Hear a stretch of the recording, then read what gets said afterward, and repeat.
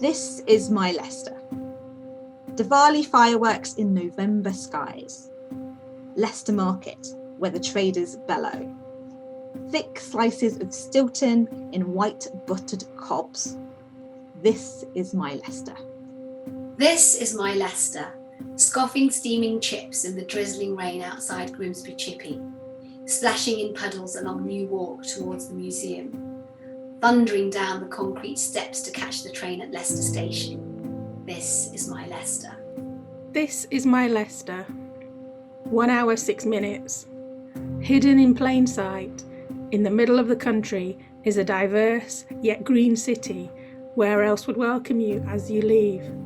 Bigger than its more famous neighbours and older than spoken English, this unpronounceable place calls home to 70 languages.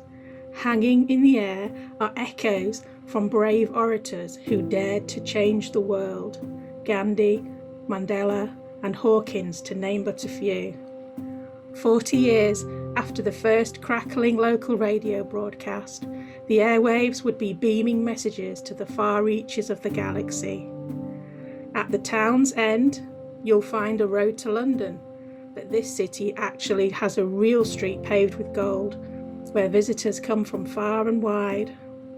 You might follow in the footsteps of the very first holidaymakers and venture to Luga Baruga, close to where the king lays resting without his socks on. There's a river that once ran pink.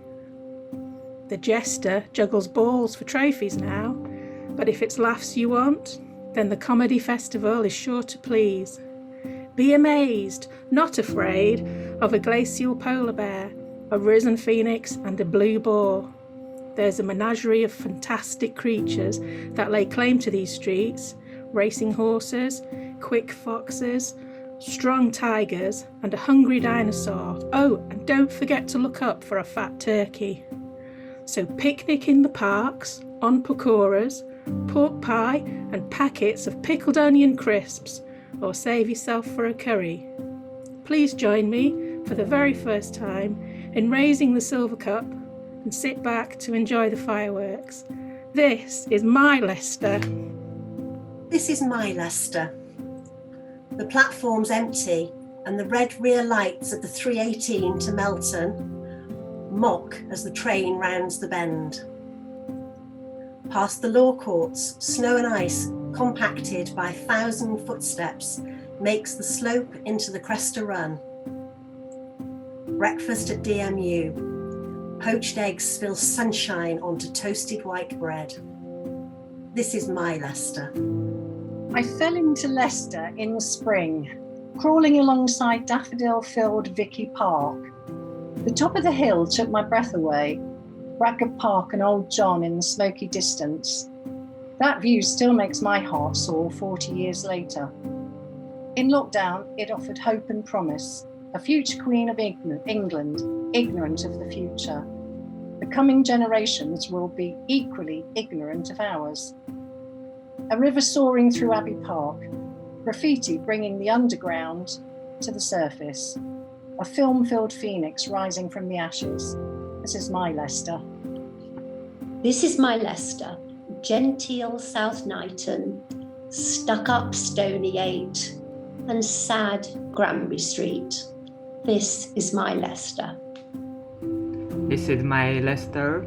There's a road that people from around 150 countries live in. As it proves, Diwali is also most biggest Hindu festival in the world, except India, and taking place around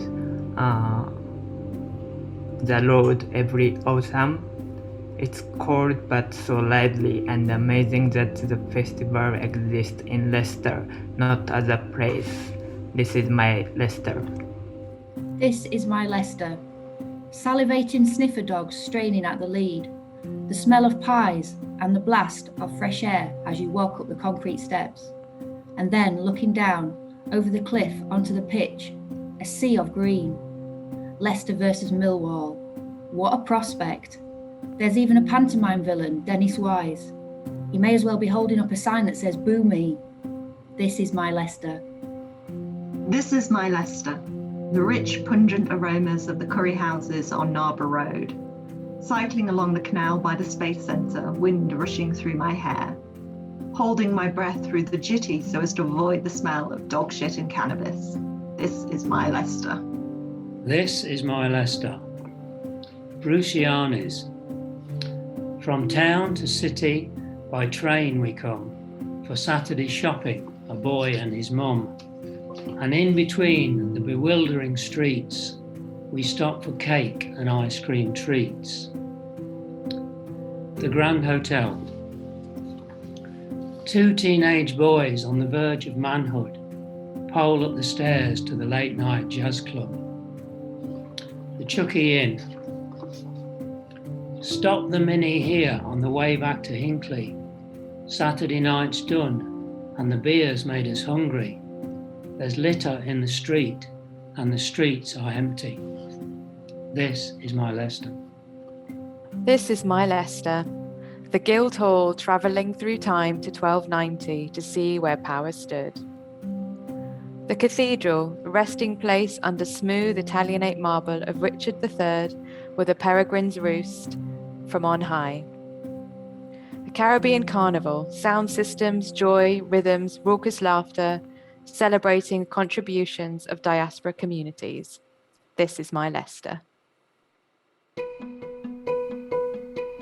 I think the session that you did about editing just opened up a whole load of stuff and made me far more aware of it. So I found that really useful. I especially liked the breakout rooms. I found those were really useful to be able to focus on a small area with 1 or 2 people. That was really good, and it felt very inclusive because you put us with different people. So that for me has been a highlight.